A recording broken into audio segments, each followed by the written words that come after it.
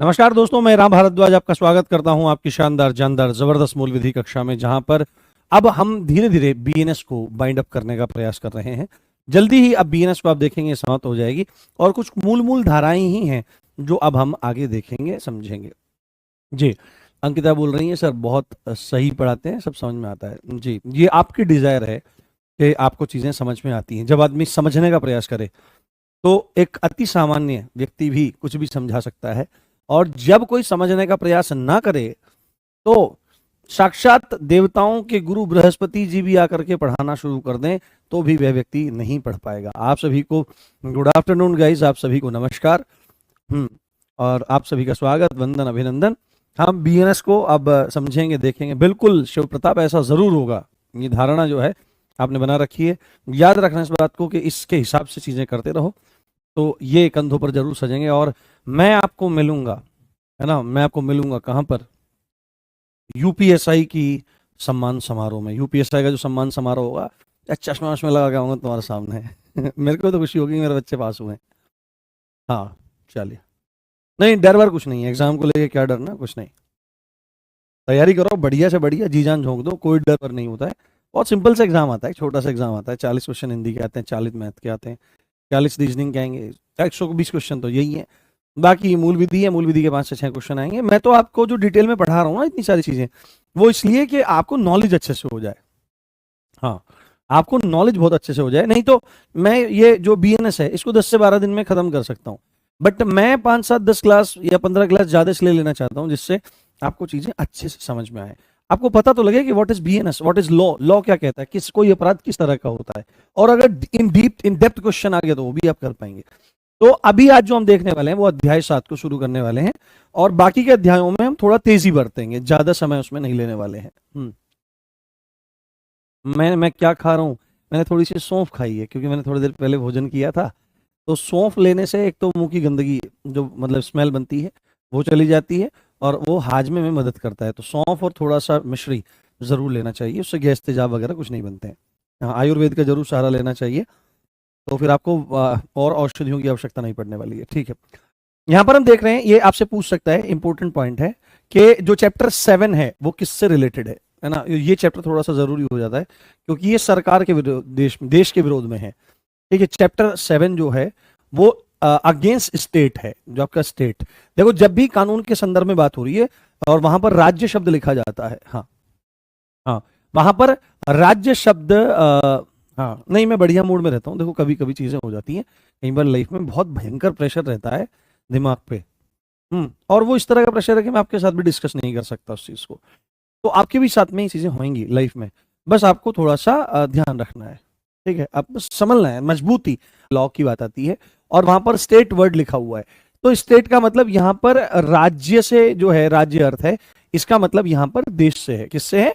देश से है। और स्टेट का मतलब सीधे सीधे यहां पर सरकारों से है। किससे है? सरकारों से यहां पर रिलेशन है। तो जब यहां पर बहुत बात बोली जा रही है कि चैप्टर 7 इज रिलेटेड टू राज्य के विरुद्ध अपराध, है ना, तो राज्य के विरुद्ध अपराध, ऑफेंसेस अगेंस्ट आपका स्टेट, ये बात आपको बहुत अच्छे से ध्यान में रखनी है, ये बात आपको बहुत अच्छे से समझ लेनी है। I am always in full confidence because of Shri Raghunath ji, because of my गुरुजन्स लोटस फीट। ठीक है, आगे सेक्शन 147 क्या कहता है, बहुत इंपॉर्टेंट है, थोड़ा ध्यान से देखें, समझें। भारत सरकार के विरुद्ध युद्ध करना या प्रयत्न करना या दुष्प्रेरण करना, यदि कोई आदमी ऐसी मानसिकता और विचारधारा से ग्रसित है कि उसको भारत की सरकारों के खिलाफ क्या करना है, युद्ध छेड़ना है, आपने देखा होगा, यानी कि एक तरह से गृह युद्ध वाली स्थिति, है ना, भारत सरकार के विरुद्ध, यानी कि सिविल वॉर, गृह युद्ध, गृह युद्ध की स्थिति, सिविल वॉर। इसका थोड़ा सा मैं एग्जांपल देने का प्रयास करता हूं। हालांकि राजनीति हमेशा बहुत गंदी होती है, और हम लोगों को क्या चीज समझ में आती है, हम लोगों को समझ में आता है कि चीजें सरकार की, जो सरकार जो है, हाँ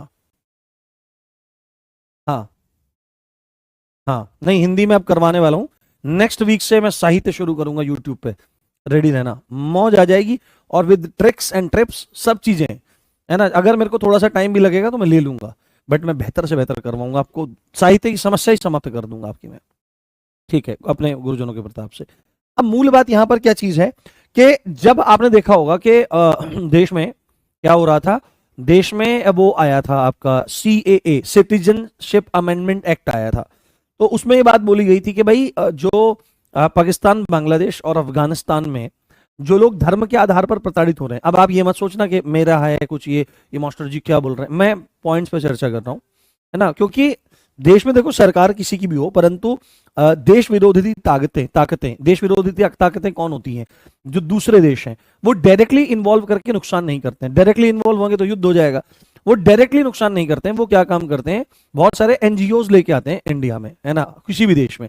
जैसे एनजीओज आएंगे, नॉन गवर्नमेंट ऑर्गेनाइजेशन आएंगे, तो वो नॉन गवर्नमेंट ऑर्गेनाइजेशन को फंड करती हैं वो गवर्नमेंट्स के। अगर इस देश में स्टेबिलिटी, अगर भारत में स्टेबिलिटी हो जाए, हिंदू मुस्लिमों के झगड़े खत्म हो जाए, ठीक है ना, हिंदू मुस्लिमों के झगड़े खत्म हो जाए, जाति पाति वाला मैटर खत्म हो जाए, तो देश में लॉ एंड ऑर्डर वो मेंटेन हो जाएगा। लॉ एंड ऑर्डर मेंटेन हो जाएगा तो देश एक बहुत अच्छी राह में जाने लगेगा, ठीक है, एक बहुत ही अच्छी राह में जाने लगेगा और देश का विकास होने लगेगा। लोगों का ध्यान इन चीजों में नहीं पड़ेगा, तो अपने विकास पर, देश के विकास पर ध्यान देंगे।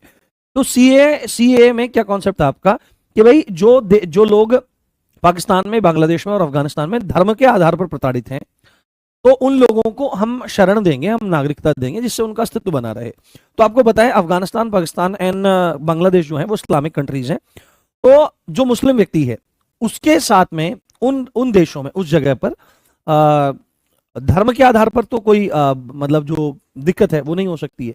बट वहां पर जो अदर कम्युनिटीज हैं जिनको प्रॉब्लम हो रही है, और ये ऐसा भी क्यों किया जा रहा है, ऐसा भी गवर्नमेंट ने क्यों किया है, तो देखो एक पॉइंट तो इसमें ये भी है कि गवर्नमेंट अपना राजनीतिक फायदा तो देखेगी, ठीक है, जिसकी जो विचारधारा है। आप समझ रहे हो मैं क्या कह रहा हूं? मैं बिल्कुल तटस्थ होकर के बोलता हूं हमेशा। तो गवर्नमेंट को दिख रहा है कि मेरा राजनीतिक फायदा है कि मैं ना मुस्लिम्स को छोड़ करके और मैं बाकी सबको ले आता हूं, ठीक है, और उसका आधार मैं क्या बनाता हूं कि भाई यहाँ पे इस आधार पर ये चीजें हो रही हैं बाकी नॉन मुस्लिम्स के साथ में, तो उनको हम लेके आ रहे हैं। और एक तो पहला काम ये है। दूसरी बात ये है कि बहुत सारे लोग रिफ्यूजी के तौर पर भारत में आकर पड़े हुए हैं, बसे हुए हैं, तो वो इलीगल इमिग्रेंट्स की तरह से हैं, तो उनका भी कुछ ना कुछ सॉर्ट आउट करना है, तो अपनी राजनीतिक विचारधारा को बल देने के लिए। और दूसरी बात यहां पर क्या है, आपके देश की जो रिफ्यूजीज वाली प्रॉब्लम है, जो शरणार्थियों वाली प्रॉब्लम है, उसको समाप्त करने के लिए बिल लाया गया। बट उस बिल में, हाँ, बट उस बिल में क्या चीज हो रही है, उस बिल का सहारा पाके जो अनस्टेबिलिटी को इंडिया में फैलाना चाहते हैं, स्प्रेड करना चाहते हैं, उन्होंने बोला कि ये जो बिल है ये एंटी मुस्लिम है, इंडियंस को, जो इंडियन मुस्लिम्स हैं उनके एंटी में है ना, वो एंटी में चीजें जा रही हैं, अलग तरह से चीजें जा रही हैं।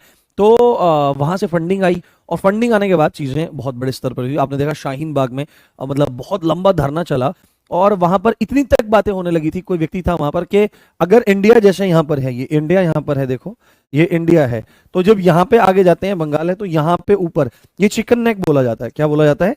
ये चिकन नेक बोला जाता है कि एक काम कर देते हैं, अगर हम इसको सेपरेट कर ले जाएं, तो ये जो आपके सेवन सिस्टर्स ऑफ इंडिया हैं, तो इनको हम लोग अलग कर ले जाएंगे। तो ये सारी की सारी चीजें हैं। तो इस तरह की, हाँ, है ना, इस तरह की चीजें जो हो रही हैं, उसमें क्या है आपका, ये जो है यही गृह युद्ध की स्थिति मानी जाती है, यही गृह युद्ध की स्थिति मानी जाती है। तो अगर आप भारत सरकार के विरुद्ध युद्ध करने की तैयारी, मतलब सीधे एकदम डायरेक्ट एकदम कर रहे हैं, या कोशिश कर रहे हो, या ऐसा करने के लिए लोगों को भड़का रहे हो, जैसे कि चिकन नेक काट दो, सरकार से मिट जाएंगे, इस टाइप की चीजें जो हैं, तो अगर ऐसी चीजें हो रही हैं, तो ये एक तरह से देशद्रोह की स्थिति में जाता है। देशद्रोह, राजद्रोह, राजद्रोह इसको कहना ज्यादा विशुद्ध है, राजद्रोह की स्थिति में जाता है, क्योंकि राजद्रोह जो राज्य है उसके द्रोह के अंतर्गत जाता है। और ये इसलिए इंपॉर्टेंट है क्योंकि यहां पे ये वर्ड लिखा हुआ है। आपसे ये बात पूछी जा सकती है कि भाई कौन कौन सी धारा में मृत्युदंड दिया जा रहा है। हाँ, भूपेंद्र किसका? भूपेंद्र मतलब राजा,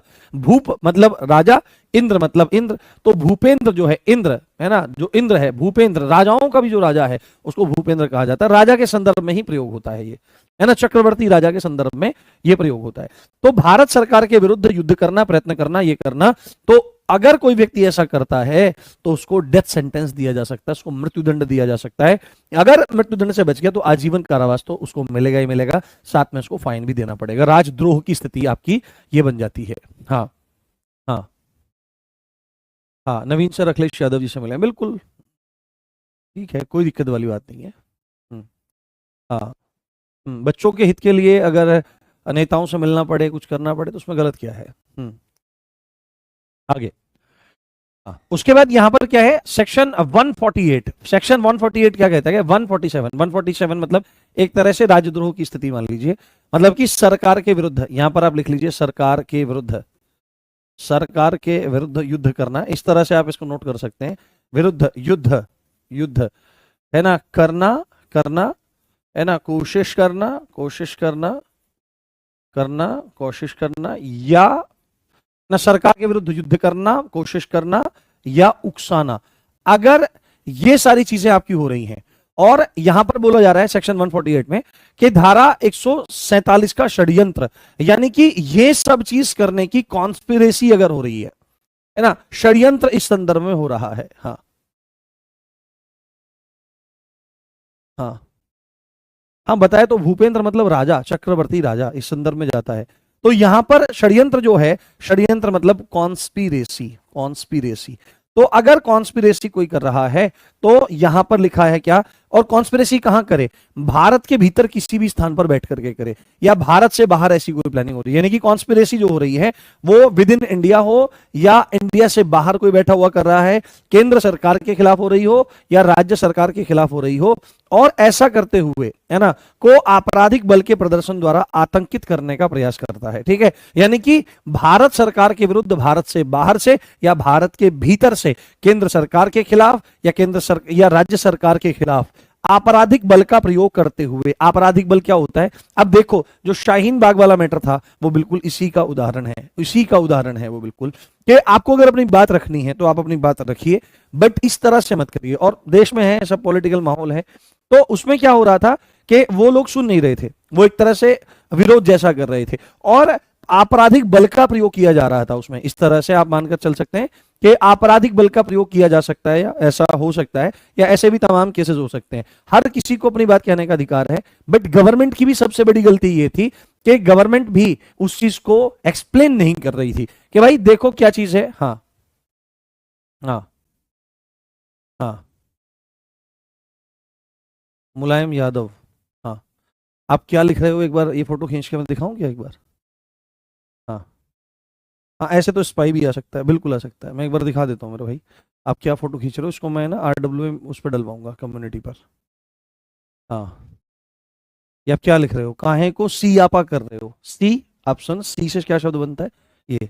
मैं चीजें समझाने का प्रयास कर रहा हूँ कि किस किस तरह के इंसिडेंट होते हैं, क्या होते हैं। आपकी राजनीतिक विचारधारा क्या है उसको बाहर रख के आइए, मेरी क्लास में राजनीतिक विचारधारा बिल्कुल मत नहीं चलेगी। यहाँ पर लाइव एग्जाम्पल, लाइव प्रैक्टिकल। वो अगर एग्जाम्पल अगर आपको लगता होगा ना किसी भी पक्ष के होंगे, किसी भी कम्युनिटी से रिलेटेड होंगे, तो मैं देता हूं हमेशा, आपने देखा होगा। ये अगर आप अपनी सोच है, हाँ, जरा पढ़ाओ, राजनीति पे पढ़ाई मत करो, कमाल है यार। चलो कोई बात नहीं, ठीक है, मैं आपको एग्जांपल नहीं दे रहा हूँ, ठीक है, मैं सीधे पढ़ा रहा हूँ। ठीक है, अब मेरी बात ध्यान सुनो। आपको लगता है कि मैं इस तरह से ना पढ़ाऊं तो मैं क्षमा प्रार्थी हूँ, क्योंकि मैं आप तो बड़े बन रहे हो ना, क्योंकि कोई तो सियापा भी लिख रहा है कि ऐसा हो रहा है चीजें।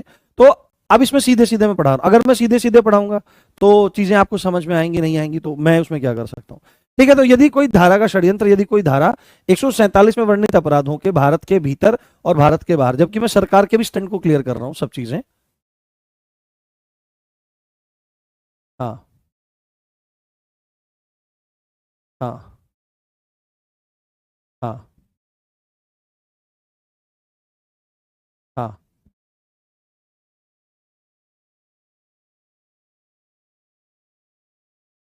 हाँ, मैं क्या बोल रहा हूँ, अधिकार जो होता है, लॉ जो होता है, मान लिया अपने अधिकार की बात हो रही है, बिल्कुल हो रही है, बिल्कुल सही बात है, वो अपने अधिकार की मांग कर रहे हैं। बट आप क्या चीज है, अगर आप, क्योंकि मैं कानून पढ़ा रहा हूं भाई, मैं आपकी राजनीतिक विचारधारा को पुष्ट नहीं कर रहा हूं, या कोई कहेगा कि भाई उस पार्टी की विचारधारा को पुष्ट कर रहा नहीं, मैं तो सबके बारे में बोल रहा हूं। मैंने सबसे चीज पहले चीज यही बोली है कि भाई आपका क्या हो रहा है कि वहां पर स्थिति अलग है, वो अपनी राजनीतिक विचारधारा को पुष्ट करने के लिए ऐसा कर रहे हैं, वो एक्सप्लेन नहीं कर रहे हैं, हर चीज में बोल रहा हूं। बट आपको क्या काम करना है कि बस कुछ भी समझना नहीं है और अपनी विचारधारा को पेश करना है। अब मेरे को समझ में आ गया कि मतलब किस तरह से चीजें करनी है, किस तरह नहीं करनी है।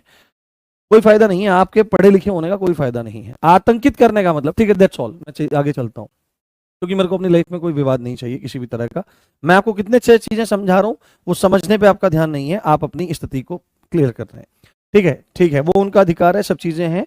और यही स्थिति है कि देश में सिविक सेंस नहीं है और लॉ एंड ऑर्डर का लोग मेंटेन नहीं करते हैं, यही स्थिति बनी हुई है। ठीक है, तो आप देख लीजिए। ठीक है, तो 147 का षड्यंत्र अगर कोई करता है तो ऐसा करने का प्रयास करता है आपराधिक प्रदर्शन द्वारा। आतंकित करना मतलब कि परेशान करना, कि हम ये कर देंगे, हम ये कर देंगे, हम ये कर देंगे, इस तरह की स्थिति जब जा रही है तो वहां पर क्या होता है दोस्त, वहां पर उसको दंड मिलेगा, या तो आजीवन कारावास का या 10 साल तक की उसको सजा हो सकती है। 10 साल तक की सजा में सादा या कठोर कारावास, जो भी कोर्ट विल डिसाइड, कोर्ट आपका डिसाइड करेगा, उस चीज को आप बहुत अच्छे से ध्यान रखिए। आतंकित करने का मतलब है डराना, है ना। आतंकित करने का मतलब है डराना, कि हम यहां से हटेंगे नहीं, हम यहां पर डटे रहेंगे, हम तुम्हारे खिलाफ ऐसा करेंगे, हम घेर के मारेंगे, इस तरह की चीजों का प्रयोग करना, वो चीज आपको ध्यान रखनी है। आतंकित करना, डराना, धमकाना, चैलेंज करना गवर्नमेंट को, ये सारी चीजें आपकी आती हैं। अब ये मेरे घर का कानून नहीं है, ये पार्लियामेंट का कानून है जो पूरा का पूरा बना है, और इसके एग्जाम्पल में देखने का प्रयास कर रहा था। हाँ हाँ ठीक है, चलिए, बहुत बढ़िया, ध्यान से बढ़े आगे। उसके बाद क्या है, सेक्शन 149, भारत सरकार के विरुद्ध जो युद्ध करने का मकसद है किसी का, है ना, मकसद है भारत सरकार के विरुद्ध युद्ध करने का जो मकसद है, उससे आयुध या हथियार इकट्ठे करना। ठीक है, आयुध या हथियार इकट्ठे करना, कि भाई हमको क्या काम करना है कि भारत सरकार के विरुद्ध युद्ध छेड़ना है हमको। तो युद्ध छेड़ना है तो ऐसे तो नहीं होगा कि हम बोल देंगे जा तेरा ऐसा हो जाए, जा तेरा वैसा हो जाए, इस तरह की चीजें हैं। हाँ, इस तरह की जो चीजें हैं उसको ध्यान रखना है। हम्म हम्म, ठीक है, तो भारत सरकार के विरुद्ध युद्ध करने के मकसद से आयुध इकट्ठे करना, हथियार इकट्ठे करना, ये पॉइंट आपको याद रखना है। और ऐसे में कोई युद्ध की तैयारी करता है, हथियार इकट्ठे करता है। देखो, अब एक चीज पूछी जाएगी आपसे, यहां पे कॉन्सेप्ट पूछा जाता है, ध्यान से देखो, ध्यान से समझने का प्रयास करो। क्या कॉन्सेप्ट पूछा जाता है, कि क्या कॉन्सेप्ट पूछा जाता है कि क्या अपराध की तैयारी, क्या अपराध की तैयारी अपराध मानी जाएगी। क्या अपराध की तैयारी अपराध मानी जाएगी, क्या अपराध की तैयारी अपराध मानी जाएगी। आपसे डायरेक्टली पूछेगा क्या अपराध की तैयारी अपराध मानी जाएगी। तो आपको एक कॉन्सेप्ट मैं बहुत अच्छे से समझा करके और बता करके आया हूं, एक कॉन्सेप्ट मैं आपको बहुत अच्छे से बता करके समझा करके आया हूं लाडले प्यारे। वो क्या चीज है, वो है आपका के अपराध के तत्व। क्या चीज बता के आया हूं मैं आपको, अपराध के तत्व बताए मैंने, नहीं बताए आपको, बताए हैं। अपराध के तत्व मैं आपको बता के आया हूं कि अपराध के अंग क्या है, अपराध के तत्व क्या है। ये चीज मैं आपको बहुत अच्छे से समझा करके आया हूं। क्या कि अपराध होने के लिए 4 चीजों का होना जरूरी है। नंबर 1 आपका क्या है कि मानव का होना जरूरी है, वहां पे ह्यूमन का होना जरूरी है। ये नहीं कि कोई कुत्ता आपको पकड़ के झंझोड़ दे और बिल्कुल निपटा दे आपको। हाँ हाँ, निपटा दे और आपके घर वाले जाकर कहें कि इस कुत्ते पर एफआईआर करिए, तो वो नहीं होगा, क्योंकि अपराध होने के लिए मानव का होना जरूरी है। दूसरी बात है आपराधिक मनस्थिति, उस आदमी की क्रिमिनल इंटेंशन होनी चाहिए। आपराधिक मनः स्थिति, आपराधिक मनः स्थिति, आपराधिक मनस्थिति, जिसको मेंस रिया कहा जाता है। क्या कहते हैं बेटे, जिसको मेंस रिया कहा जाता है, मेंस रिया जिसको कहा जाता है, यानी कि उसका क्रिमिनल माइंडसेट होना चाहिए किसी चीज को लेकर के। तो ये सेकंड स्टेप है, क्रिमिनल माइंडसेट, उसका क्रिमिनल माइंडसेट होना चाहिए। तीसरी बात है, अब इस क्रिमिनल माइंडसेट को आगे बढ़ाने के लिए एक्शन होना चाहिए। तो आपका जो क्रिमिनल माइंडसेट है ना, क्रिमिनल माइंडसेट है, आपराधिक मनस्थिति है, को आगे बढ़ाने के लिए, को आगे बढ़ाने के लिए, को आगे बढ़ाने के लिए, को आगे बढ़ाने के लिए, को आगे बढ़ाने के लिए एक्ट होना जरूरी है। क्या होना जरूरी है, कोई एक्ट होना जरूरी है, कोई एक्शन होना जरूरी है। हाँ, है ना, कोई एक्शन होना जरूरी है। And number 4 is, number 4 is, number 4 is उस एक्ट से, उस एक्ट से, उस एक्ट से किसी ह्यूमन को या सोसाइटी को, समाज को इंजरी होनी जरूरी है, इंजरी होनी रिक्वायर्ड है, यानी कि क्षति या नुकसान होना चाहिए। तो अगर ये 4 चीज किसी अपराध में है, मानव है, उसका क्रिमिनल माइंडसेट है, उस क्रिमिनल माइंडसेट को आगे करने के लिए कोई एक्शन लेना जरूरी है, और उस एक्शन के परिणाम स्वरूप किसी ह्यूमन को या सोसाइटी को कोई इंजरी हो। और injury, there are 4 types of injury, ये मैंने आपको बहुत अच्छे से बता रखा है। क्षति जो है बेटे, क्षति जो है बेटे, क्षति 4 तरह की है। पहले है शारीरिक, यानी कि शारीरिक रूप से किसी को कोई नुकसान हो सकता है, चोट लग सकती है, डेथ हो सकती है, इस तरह की चीजें हो सकती हैं।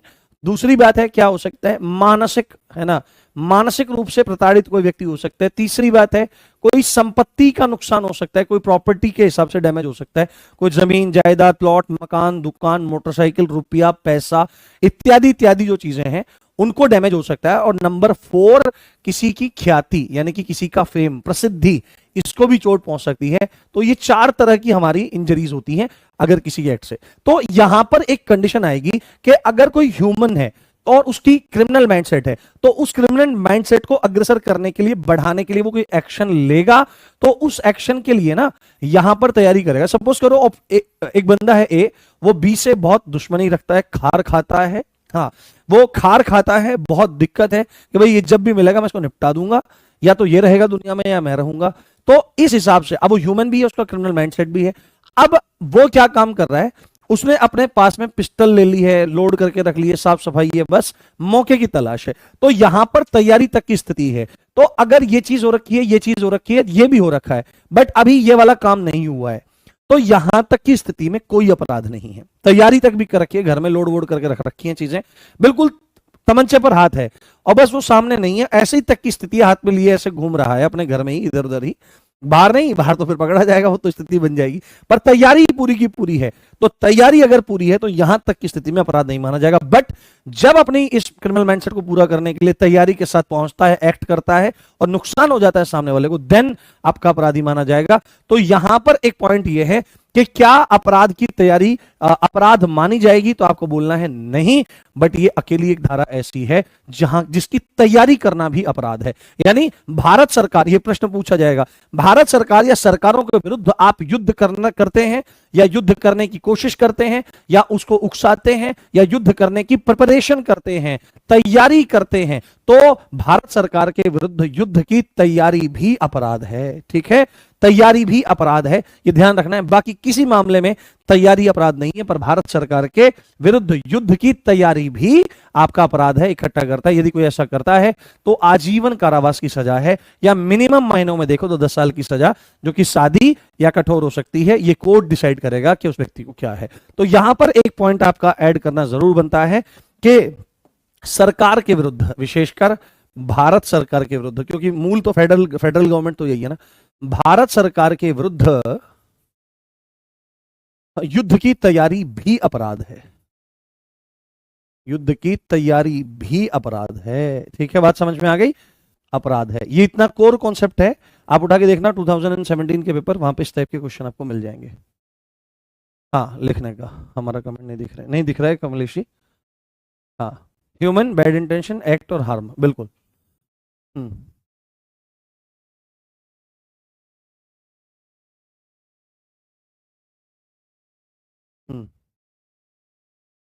हाँ, ठीक है, चलिए बहुत बढ़िया। आप अगर नोट करना चाहते हैं तो नोट कर सकते हैं, कोई दिक्कत नहीं है, मैं ऐड कर देता हूँ। आप नोट करना चाहें तो आप नोट कर सकते हैं, कोई दिक्कत समस्या वाली बात नहीं। हम्म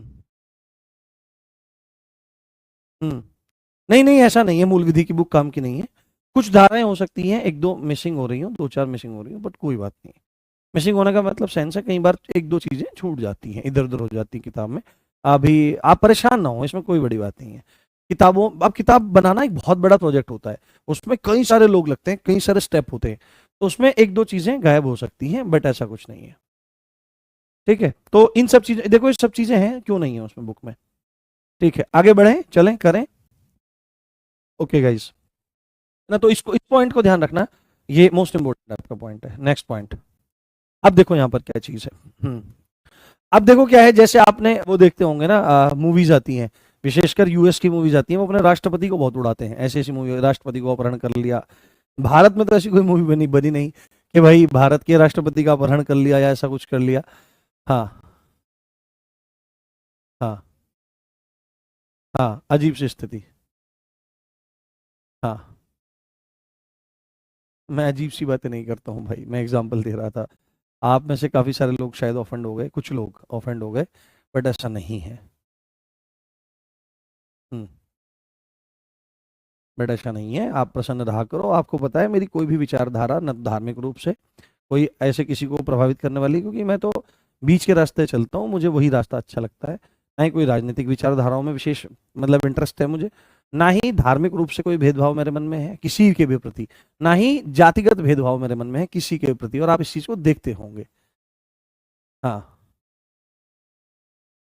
हाँ हाँ हाँ।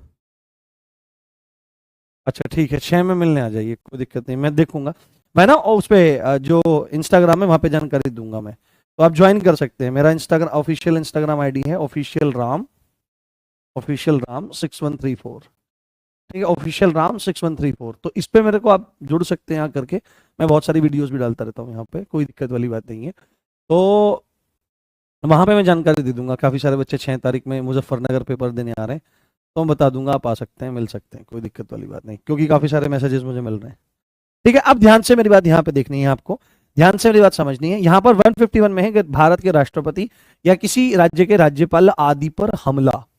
अगर कोई व्यक्ति भारत के राष्ट्रपति पर या या राज्यपाल पर क्या करता है, हमला करता है, तो पॉइंट्स नोट करिए। राष्ट्रपति या राज्यपाल है ना, पर पर पर अपनी शक्ति का प्रयोग करे, किस आशय से, हमला करने के आशय से। अब देखो, मैंने आपको बहुत अच्छे से बताया था हमला करना किसे कहते हैं। मैं थोड़ा एक्सप्लेन करने की कोशिश करता हूं हमारी गुरुजी की छड़ी से।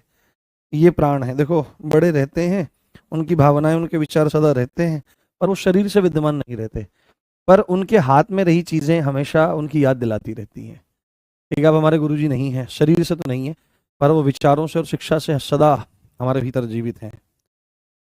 उनकी प्रेरणा ही संस्कार रूप से झलकती है हमारी आंखों में, हमारे हृदय में, हमारे आचरणों में।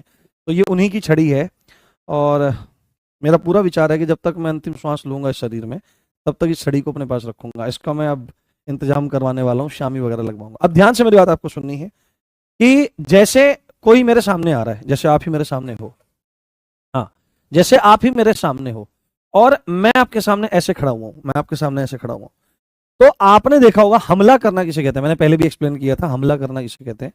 तो अगर मैं यहां पर आया, यहां पर मैं आया और मैंने ऐसे किया, आपकी तरफ ऐसे किया, घुमा करके लाठी घुमाई, ऐसे किया, ऐसे, बस इतना, मारा नहीं, आपकी तरफ ऐसे लाठी लेकर चला, तो आपको क्या हो जाएगा, अपनी सुरक्षा की जो दिक्कत हो जाएगी, कि आपको आशंका हो जाएगी ये कि मेरे ऊपर कोई बल प्रयोग होने वाला है। तो बल प्रयोग की आशंका, चोट की आशंका, जिससे आपके मन में, हृदय में भय जग जाए, डर जग जाए, या आपको क्षोभ हो जाए, तो ऐसी चीजें हमला। हमले में वो कहते हैं ना, इसने मेरे पे हमला किया, तो अगर कोई आपकी तरफ ऐसे थप्पड़ करके भी आ रहा ना, बस इतना करके आ गया कि इन्होंने मेरे ऊपर हाथ उठाया, तो इतना करके भी आपकी तरफ आया, तो ये हमला है। उसने लाठी उठाई तो ये भी हमला है। आपकी तरफ बंदूक ऐसे लोड करके ऐसे कर दी ना, तो ये भी हमला है। तो अगर राष्ट्रपति या राज्यपाल के सामने, यदि राष्ट्रपति या राज्यपाल पर अपनी शक्ति का प्रयोग, है ना, इसमें राष्ट्रपति या राज्यपाल अपनी शक्ति का प्रयोग करें, इसको थोड़ा सही कर लीजिए, हाँ, कोई इस आशय से कि राष्ट्रपति या राज्यपाल अपनी शक्ति का यूज करें उसके फायदे के लिए, उन पर हमला करता है। सदोष अवरोध, अवरोध करने का मतलब है कि जिधर राष्ट्रपति जी जा रहे हैं, राज्यपाल महोदय जा रहे हैं, उनको उस डायरेक्शन में जाने से रोक देना, ये सदोष अवरोध है ना, ये आपने पढ़ा था। या सदोष परिरोध कर लेता है। परिरोध मतलब वो जहां जाना चाहते हैं चारों तरफ से उनको बंद, कि आप खड़े हो जाइए, राष्ट्रपति जी गाड़ी खड़े हो जाइए, चारों तरफ से आपको घेर लिया गया, इस जंगल से आप निकलेंगे नहीं।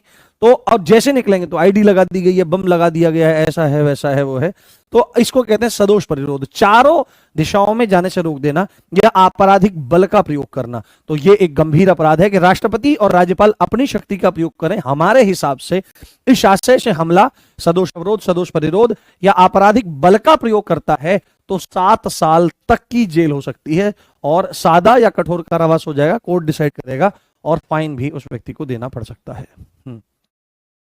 हाँ, केजीएफ मूवी बनी है, हाँ, मैंने उतने ज्यादा इंटरेस्ट के साथ में वो देखी नहीं है। हाँ, कुछ एक आध क्लिप्स अगर यूट्यूब पे, हाँ, अगर एक आध क्लिप्स अगर यूट्यूब वगैरह पे कहीं पे शॉर्ट्स के रूप में आ गई हो तो मैंने देख ली होगी, पर वैसे नहीं है। हाँ हाँ, ठीक है, तो ये क्लियर हुआ कि राष्ट्रपति और राज्यपाल अपनी शक्ति का प्रयोग करें इस आशय से कोई उन पर हमला करता है, सदोष अवरोध करता है, परिरोध करता है, आपराधिक बल का प्रयोग करता है। हाँ हाँ, ठीक है, याद नहीं हो रहा, याद करने की क्या जरूरत है, समझना है। जहां धारा जरूरी आएगी मैं बता दूंगा, जैसे मैंने आपको धारा बताई, जैसे मैंने ये बताया, ये कॉन्सेप्ट, ये मोस्ट इंपोर्टेंट कॉन्सेप्ट है, ये पेपर में पूछा जाता है कि अपराध के तत्व कितने हैं, 4 हैं, जैसे एक ध्यान रखना है। हाँ हाँ कोई बात नहीं, ये जो सेक्शन है अगर कुछ है तो एक पेपर पर लिखकर अपने पास चिपका दो, या ऐसा नहीं है मैं इनको टाइप करवा करके और वहां पे लगवा दूंगा, ठीक है, आप चिंता मत करो। हाँ मैं मतलब आपके उसमें ऐप में लगवा दूंगा, आप परेशान मत हो। हाँ ठीक है, मेरी मैं स्वस्थ हूँ आपकी कृपा से। आगे देखते हैं, देखते हैं, समझते हैं अगली धारा क्या कहती है। अब बहुत अच्छा, हाँ अब ध्यान से देखना, बहुत अच्छे समझना क्या बात बोली जा रही है, क्या बात बोली जा रही है।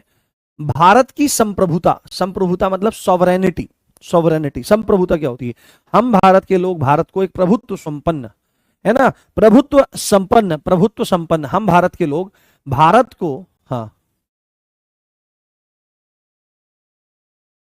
हाँ हम भारत के लोग, हम भारत के लोग भारत को प्रभुत्व संपन्न, प्रभुत्व संपन्न ये संप्रभुता जो होता है, इसका मतलब क्या है, इसका प्रभुत्व शब्द का मतलब क्या होता है। देखो जब भी हम भगवान को याद करते हैं तो हम क्या बोलने का प्रयास करते हैं, हम बोलने का प्रयास करते हैं क्या, हाँ कि हे प्रभु, प्रभु का मतलब जो सर्वनियंता है, जो सब पर शासन करता है, जिसके ऊपर कोई नहीं है उसको प्रभु कहा जाता है, ठीक है।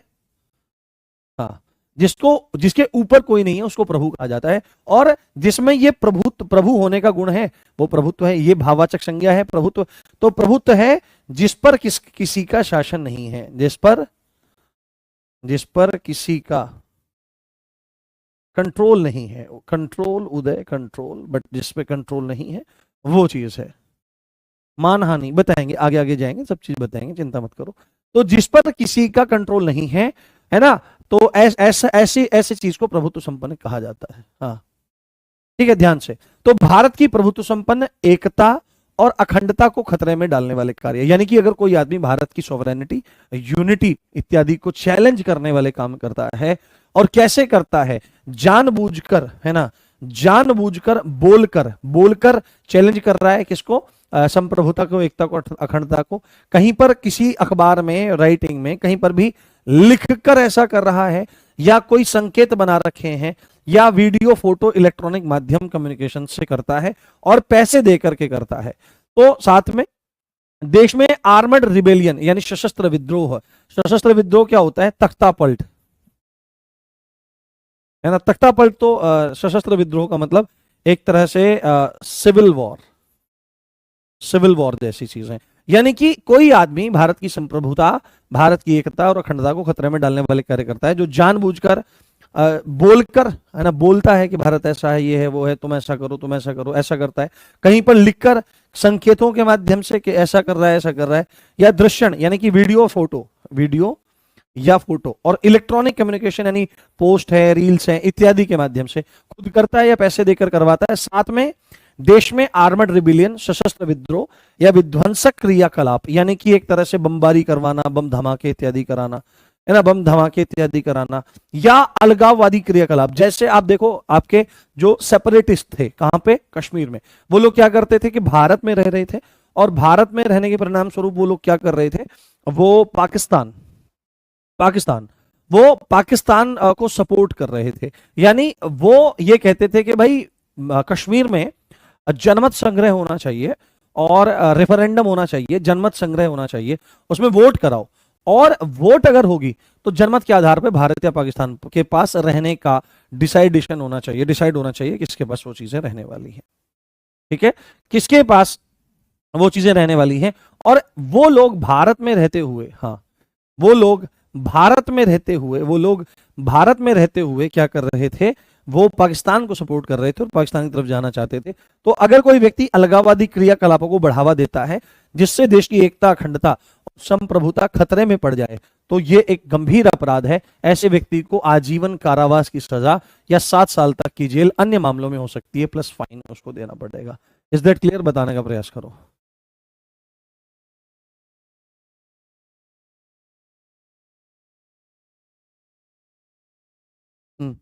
सर ट्रंप पर हाँ अब ये क्वेश्चन बहुत इंपॉर्टेंट आया कि एक बच्चा पूछ रहा है, हाँ आशुतोष, वो पूछ रहा है, हाँ एक बच्चे ने पूछा है, हाँ रवि ने पूछा है, सर ट्रंप पर 152 लगा सकते हैं क्या, बताओ, आंसर करो। आंसर करो, बहुत अच्छा क्वेश्चन है, बताओ। आंसर करो बेटे, आंसर करो। देखो आंसर करो इस चीज का। हाँ, इस चीज को आंसर करो, जो 152 है, सेक्शन 152 क्या डोनाल्ड ट्रंप पर लगाई जा सकती है? क्या डोनाल्ड ट्रंप पर लगाई जा सकती है, बताओ। क्या डोनाल्ड ट्रंप पर लगाई जा सकती है? ये बहुत अच्छा क्वेश्चन है। क्या डोनाल्ड ट्रंप पर 152 लगाई जा सकती है? यस और नो, काइंडली मेंशन, बताओ, आंसर दो। हम्म। हम्म। नहीं, 151 ये नहीं है, वो अलग अलग धाराएं होती है बेटे, अलग अलग एक्ट की होती हैं। बताओ, आंसर करो, मैं देख रहा हूं तुम्हारे कमेंट्स। क्या डोनाल्ड ट्रंप पर सेक्शन 152 लगाया जा सकता है?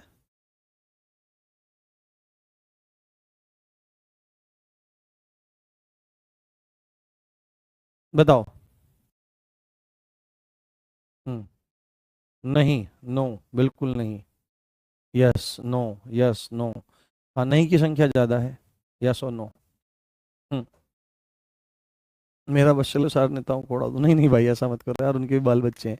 वो भी एक्चुअली में एक्टिंग कर रहे होते हैं, वो उनका प्रोफेशन है। भारत में एक बात बताऊं मैं आपको, भारत में जनता इतनी बेवकूफ है, वो समझती है कि उनके जो नेता है ना, वो रियल मुद्दों पे बात कर रहे हैं, बल्कि वो एक्टिंग कर रहे होते हैं। वो उनका प्रोफेशन है। जैसे एक एक्टर अपनी डेली लाइफ में हमारे आपके जैसा हो सकता है, बट पर्दे पर वो अभिनय कर रहा होता है ना, पर्दे पर वो एक्टिंग कर रहा होता है। ऐसे ही राजनेता भी होते हैं, वो आपस में एक दूसरे को तू तू मैं गालियां वगैरह सब देते हैं। हाँ, वो तू तू मैं गालियां वगैरह देते हैं। तो एक्चुअली में वो राजनीतिक प्रतिद्वंदी होते हैं, दिल लाइफ में दुश्मन नहीं होते। और लोग राजनीतिक जो विचारधारा है उसको किस तरह से ऐड करते हैं, उसको ऐड करते हैं आपका कि ये सच में हो रहा है, एक्चुअली में वो एक्टिंग हो रही होती है। आप देखो, किसी भी नेता की बेटे की या बेटे की शादी होती है, सारी पार्टी के नेता पहुंचते हैं। आप बेवकूफ हो, आपको कुछ नहीं पता है, आप चीजों को देखना ही नहीं चाहते। अब इसके बारे में यस और नो आंसर आ रहा है। कुछ बच्चे बोल रहे हैं, कम बच्चे बोल रहे हैं यस, और ज्यादा बच्चे बोल रहे हैं नो।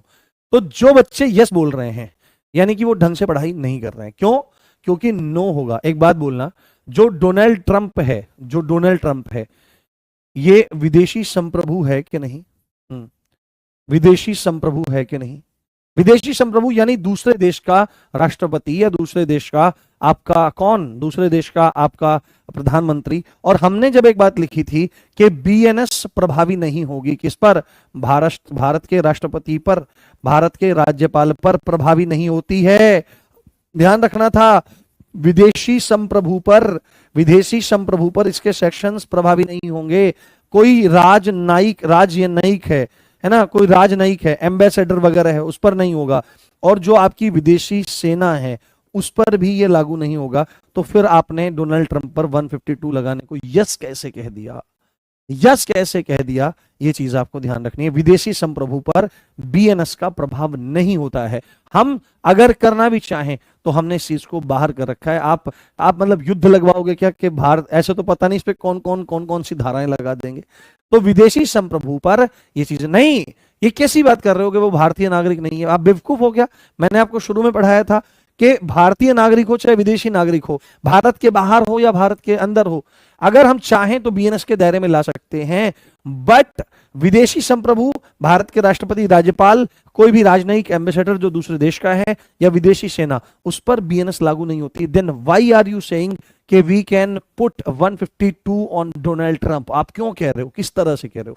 ये बात बहुत ज्यादा गलत है। ठीक है, मुझे दुख हुआ जिन्होंने यस बोला, और जिन्होंने नो बोला शायद उन्होंने भी तुक्के में बोला है। हाँ, हाँ, हाँ, बीएनएस के दायरे से बाहर रखा गया है विदेशी संप्रभु को, तो सेक्शन 152 नहीं लग सकता है। ठीक है, हाँ ठीक है, ओके, आगे चलते हैं। हाँ, आगे कौन सी धारा है यहां पर? अब सेक्शन 153 है। क्या चीज है?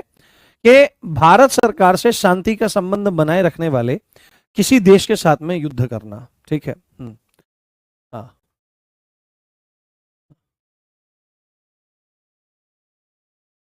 हाँ, आप, हाँ, नेताओं का बिजनेस है, बिल्कुल।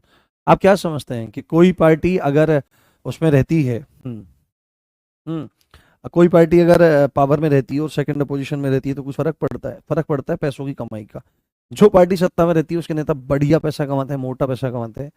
और जो पार्टी अगेंस्ट में रहती है पैसा वो भी कमा रहे होते हैं, बट वो उतना बढ़िया नहीं कमाते। ज्यादा पैसा कमाने के लिए सीट सत्याने का चक्कर रहता है। हाँ, क्योंकि वो भारत का नागरिक नहीं है। नहीं बच्चों, क्या पढ़ रहे हो तुम? भारत की विदेशी नागरिक को भी इसके दायरे में लाया जाता है। खैर, इस पे ध्यान दीजिए। भारत सरकार से शांति का संबंध रखने वाले कोई भी देश है, भारत सरकार के साथ में सपोज करो शांति के संबंध किसके साथ में है, आप मान लो कि किसके साथ में अच्छे संबंध है। सपोज करो फ्रांस के साथ में हमारे बहुत अच्छे संबंध हैं, यूके के साथ में हमारे बढ़िया संबंध है, सपोज करो रशिया के साथ में हमारे बहुत अच्छे संबंध है। ठीक है, रशिया के साथ में। और कोई क्या काम कर रहा है, कोई भारत में से ही जाके रशिया के साथ में युद्ध, ये पुतिन, रे पुतिन वाह तेरे को मैं नहीं छोड़ेगा रे, डिशकियाऊं डिशकियाऊं डिशकियाऊं।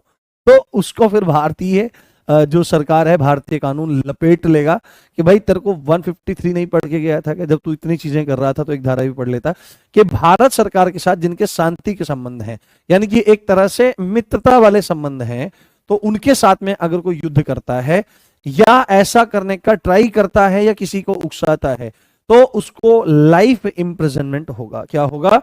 उसको आजीवन कारावास। ठीक है, उसको आजीवन कारावास से दंडित किया जाएगा। क्या किया जाएगा?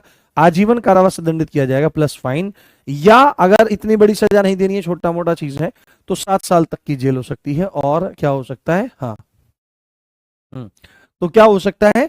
तो फाइन हो सकता है, तो फाइन हो सकता है। ठीक है, तुम भी तो यार बहुत ज्यादा राजनीतिक विचारधाराओं में लिप्त हो। चलो कोई बात नहीं, रहना भी चाहिए, क्योंकि खुराक कहाँ से आएगी? सभी लोग होशियार हो जाएंगे तो फिर नेताओं की वो बंद कैसे होगी दुकानें? चलिए कोई बात नहीं, आगे 156 सेक्शन 156 क्या कहता है? लोक सेवक द्वारा राज कैदी को, ठीक है, स्टेट प्रिजनर। देखो, राज कैदी क्या होता है? एक तो कैदी होते हैं, सामान्य कैदी होते हैं, है ना, एक तो सामान्य कैदी होते हैं। अखंडता, अ मतलब नहीं, खंड मतलब टुकड़ा, ता मतलब वह स्थिति, देश के टुकड़े होने न होने की स्थिति। अखंडता मतलब देश को एकजुट रहने की स्थिति। और अगर कोई देश के टुकड़े करने की बात करता है तो वो देश की अखंडता पर प्रहार करता है। अखंडता मतलब देश को टुकड़ों में विभाजित करना। जैसे कि पाकिस्तान के नेता बोलते रहते हैं कि इतने साल बाद हम हिंदुस्तान के इतने टुकड़े करेंगे। जैसे बहुत सारे लोग ऐसा नारा भी लगाते हैं कि भारत तेरे टुकड़े होंगे, इस तरह से लोग बोलते हैं, इस तरह की भावना लोग रखते हैं। तो वो जब बोलते हैं तो भारत की अखंडता को ही चैलेंज करते हैं, है ना, वो केवल क्या करते हैं? भारत की अखंडता को ही चैलेंज कर रहे होते हैं।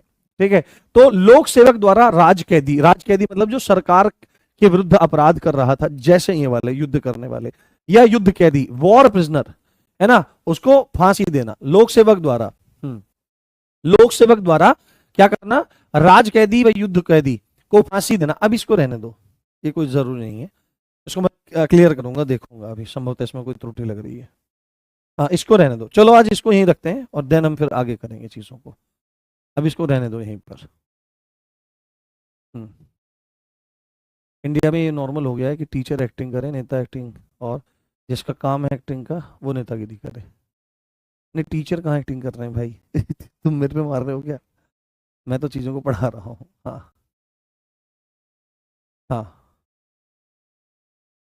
हाँ, पूर्व राष्ट्रपति पर हो सकता है, बिल्कुल हो सकता है। हाँ, जब तक वो राष्ट्रपति बना हुआ है तब तक नहीं होगा सर। 1 महीने से, हाँ हाँ हाँ, मेरा प्रयास ये है कि मैं जल्दी जल्दी, यानी आने वाले 20 दिन में आपकी मूल विधि खत्म करा दूं। ठीक है, आने वाले 20 दिन में आपकी मूल विधि को फिनिश करा दूं।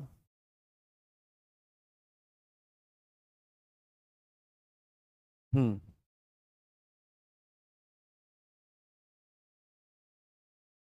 तुम तो भाई, ठीक है भाई, मैं ध्यान रखूंगा कि मुझे आपको ना राजनीति के बारे में या कोई एग्जाम्पल नहीं देने हैं। ठीक है, क्योंकि तुम हो जाते हो ऑफेंड। ठीक है, मैं ध्यान रखूंगा कि मेरे को केवल यहीं तक सीमित रहना चाहिए। तुम ही कहते हो राजनीति पे क्यों नहीं बोलते? हैप्पी एनिवर्सरी, आपकी एनिवर्सरी है। हम्म,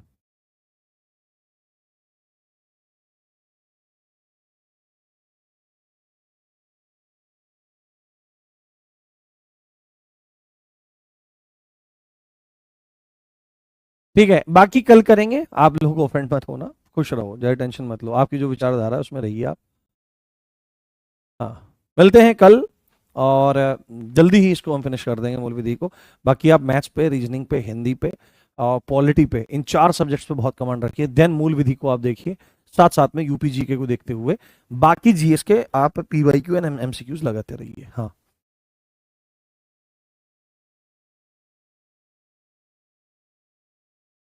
हम्म,